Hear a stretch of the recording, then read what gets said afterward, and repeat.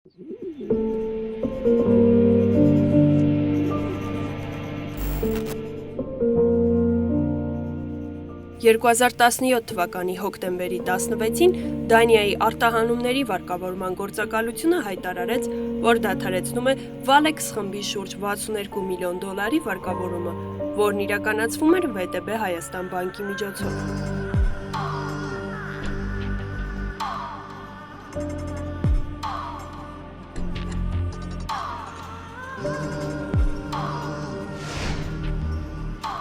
«2018 թվականի փետրվարի 2-ին Valex-ը հայտարարեց, որ ազատում է Թեղուտի հանքավայրում աշխատող 1200 աշխատակիցներին։ Ընկերության հաղորդագրությունում նշվում էր, որ Valex-ը ձեռնպահ է մնում ներկա ծավալներով հանքավայրի շահագործումից ու համապատասխան արտադրանք թողարկելուց։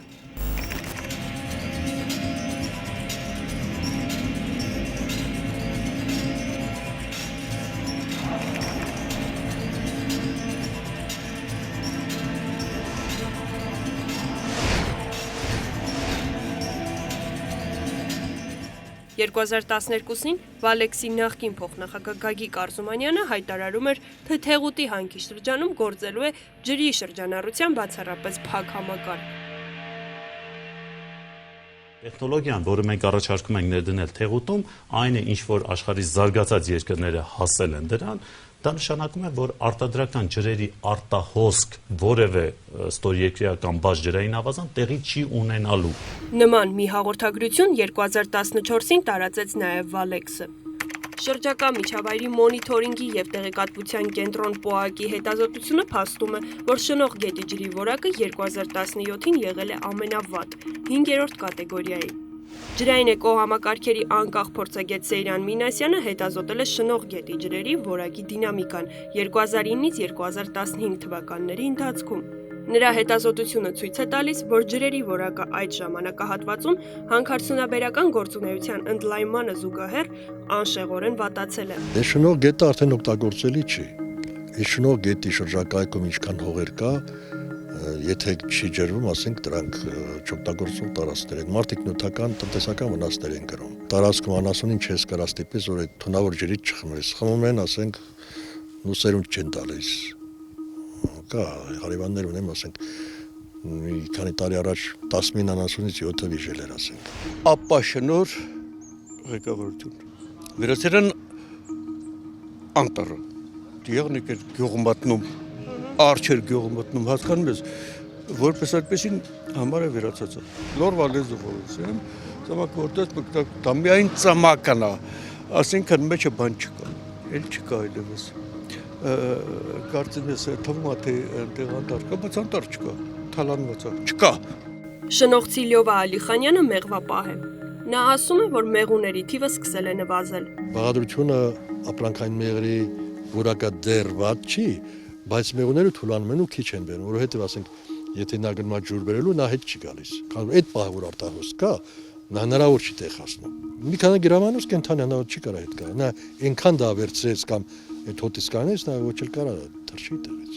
Լոռու մարզի շնող համայնքի 200 բնակիչներ նամակով դիմել են ազգային ժողովի պատգամավորներին, Թեղուտ ՓԲԸ-ին տրված լիցենզիան անվավեր համարելու առաջարկով։ Հայաստանում անտառները վաճառքի ենթակա չեն, բայց Թեղուտ ՓԲԸ-ն տարբեր տարիների կեղծված փաստաթղթերով եւ սեփականության իրավունքով հեկտարը 225,000-ից 357,000 դրամով գնել է 13 հեկտար անտառներ։ Պահանջում ենք այդ կեղծ գործարքները համարել անվավեր։ Մենք համարում ենք, որ բնակիչների ուժը պետք է ավելի մեծանա եւ ավելի համապետական մակարդակով լինեն այդ պահանջները եւ մենք պատրաստվում ենք ոնց որ միանալ բնակիչների այս կոչերին,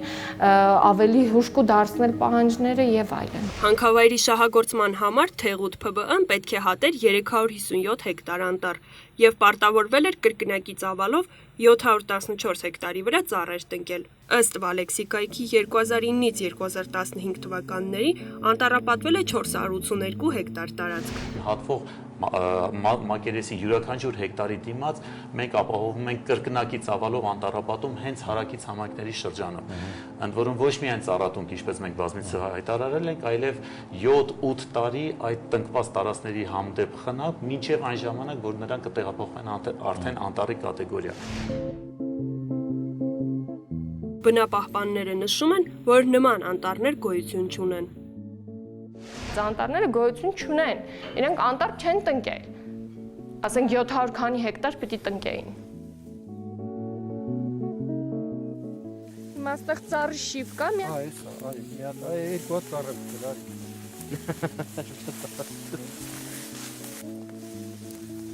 այս կպած է։ Այստեղ քանի հատ ծառ կա կպած մոտավորապես։ Կարող է 10%, կարող է 20%, ով գիտե։ 10 էլ չի լի։ 10% էլ չի լի։ Տնկիները հացի է տնկած, է տելելի չի կպել։ Որ ամենալավ կպչողականություններից մեկը սրանց։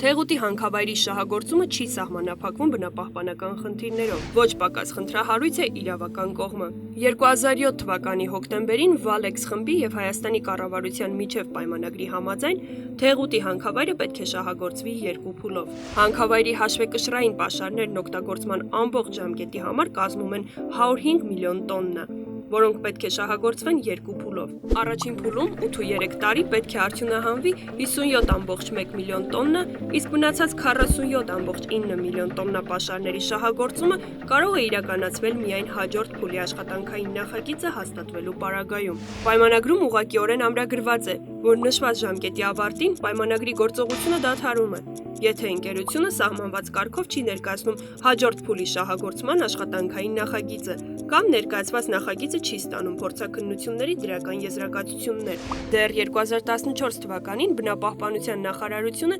Civilnet-ի հարցմանը ի պատասխան նշել էր, որ երկրորդ հերթի շահագործման նախագծեր մինչ այդ պահը չեն ներկայացվել բնապահպանական փորձաքննության։ Ստացվում է, որ 2016 թվականի հունվարի 8-ին պայմանագիրը դադարել է, բայց հանքի շահագործումը շարունակվել է առանց նոր նախագծի։ Սա մի ուղղակի իրավական մեծագույն կոլապս է ոլորտը կառավարող մարմինների համար, սա ընկերության մասին չի խոսքը, ոլորտը կառավարող մարմինների մասին է խոսքը։ Չէ՞ որ իրանք են կնքել այս պայմանագրերը եւ իրանք տիրապետում են ամբողջ իրավական բազային։ 2016 թվականի սկզբից հունվարից այդ ընկերությունը իրավունք չուներ գործել։ 16 թվականին 8.08 միլիոն տոննա, 17 թվականին 7.98 միլիոն տոննա արդյունահանման ծավալները, այսինքն ընկերությունը աշխատել է այս ընթացքում։ Մարմինները, որոնք կատարել են ֆինանսավորման որոշում եւ ֆինանսավորում, իրենք հավասարապես են կիսում պատասխանատվությունը Թեղուտի հանքի աղետի եւ վնասների հարցում։ Եթե մենք գործ ունենք լծված Պոչամբարի հետ, որը իրենք թաքցնելով խողովակներով Պոչամբարի ամբողջ բանը հասցրել են դեբետ, դա մի քրեորեն խիստ հետապնդելի, ասենք մաքուր քրեական հանցագործություն է, դաշնակում այստեղ պետք է բոլոր մարմինները ներգրաված լինեն։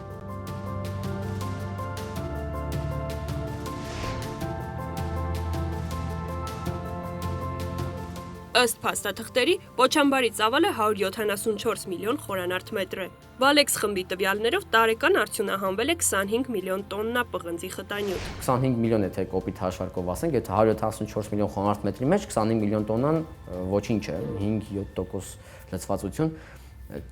Չեմ պատկերացնում, որ ինչպես կարող կամ ինչ որ թվեր, ինչ որ բան սխալ է, կամ Պոչամբարի ծավալների հետ կապված են թվերը սխալ կամ արդյունահանման ծավալների հետ են թվերը սխալ։ Բիզնեսի տեսանկյունից սա իսկական ձախողում է եւ ֆիասկո։ Բնապահպանական եւ մարդկային գոյության տեսանկյունից սա իսկական աղետ է,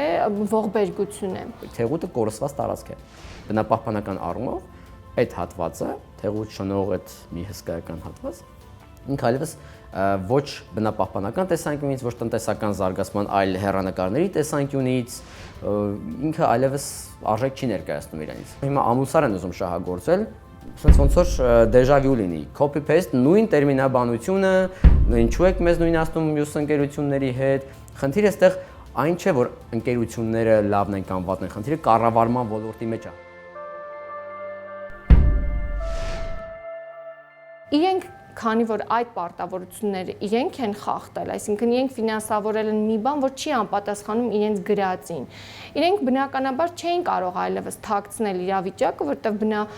դանիական մամուլը արդեն խոսում էր դրա մասին, որ իրենց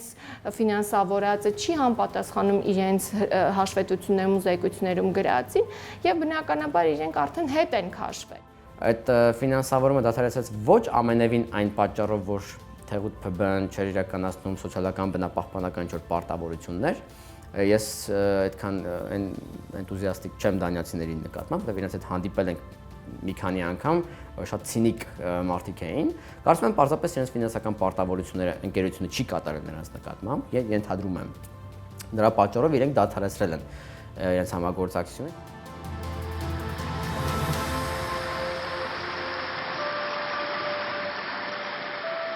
Այս պահին են ասենք, որ դադարեցրել են, մի իրանց դադարեցնելու պատճառը ոչ թե ինչ-որ բարի բան անելու համար է, այն նրա համար է, որ ծավալները կրկնակյարացնեն, տողատակերում իրանք ասում են, որ 7 միլիոն տոննա է ու ձեր չի տալիս շահագործելու, 15 պետք է լինի։